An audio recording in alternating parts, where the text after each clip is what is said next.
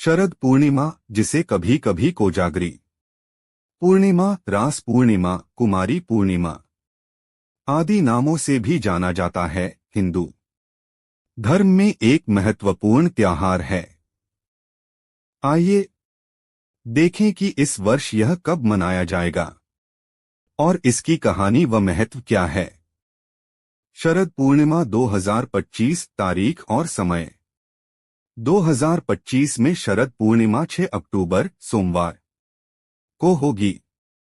पूर्णिमा तिथि 6 अक्टूबर को दोपहर 12:23 बजे से प्रारंभ होगी और 7 अक्टूबर की सुबह 9:16 बजे तक जारी रहेगी। चंद्रमा इस रात को मुख्य आकर्षण रहेगा। ध्यान दें कि हिंदू पंचांग की गणना के अनुसार तिथि, मुहूर्त आदि स्थान विशेष और उस वर्ष की ज्योतिषीय स्थिति पर निर्भर कर सकते हैं, इसलिए स्थानीय पंचांग देखना उत्तम रहेगा।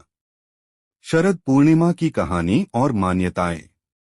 शरद पूर्णिमा से जुड़ी कई कहानियां और धार्मिक मान्यताएं हैं। यहाँ कुछ प्रमुख कथाएं और विश्वास देखते हैं। एक, रास लीला का रूपात्मक महत्व। कहा जाता है कि भगवान कृष्ण ने इस रात वृंदावन में रास लीला की थी, यानी गोपियों के साथ दिव्य नृत्य। यह रास लीला प्रेम, भक्ति और दिव्य मिलन का प्रतीक मानी जाती है। 2, 16 कलाएं और चंद्रमा। माना जाता है कि इस रात चंद्रमा अपनी 16 कलाओं, गुण, विशेषताएं के साथ पूर्ण दिखता है। उसकी किरणों में अमृत तत्व, जीवनदायी शक्ति रहती है। इस विश्वास के आधार पर लोग उस रात बनी खीर, दूध प्लस चावल आदि को चांदनी में बाहर रखते हैं ताकि चंद्रमा की कृपा उसमें समा जाए। अगली सुबह वह प्रसाद के रूप में ग्रहण किया जाता है। 3, मां लक्ष्मी की यात्रा, कोजागरी पूर्णिमा।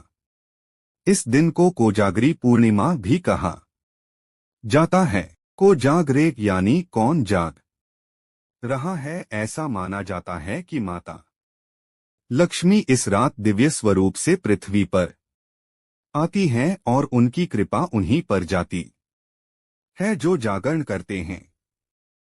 जो लोग पूरी रात जागते हैं उन्हें लक्ष्मी जी का आशीर्वाद मिलता है।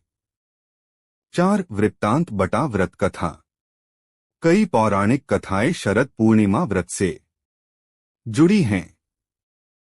एक कथा के अनुसार एक निर्धन ब्राह्मण पत्नी ने इस व्रत को श्रद्धापूर्वक किया और उसकी कृपा से परिवार को कल्याण मिला।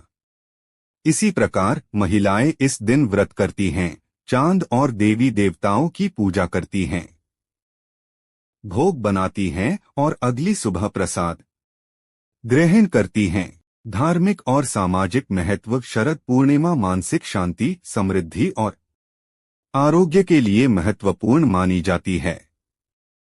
यह मानव और प्रकृति के बीच संबंध को दर्शाती है। चंद्रमा की कृपा, मौसम परिवर्तन, मॉनसून का अंत, फसलों का मौसम आदि।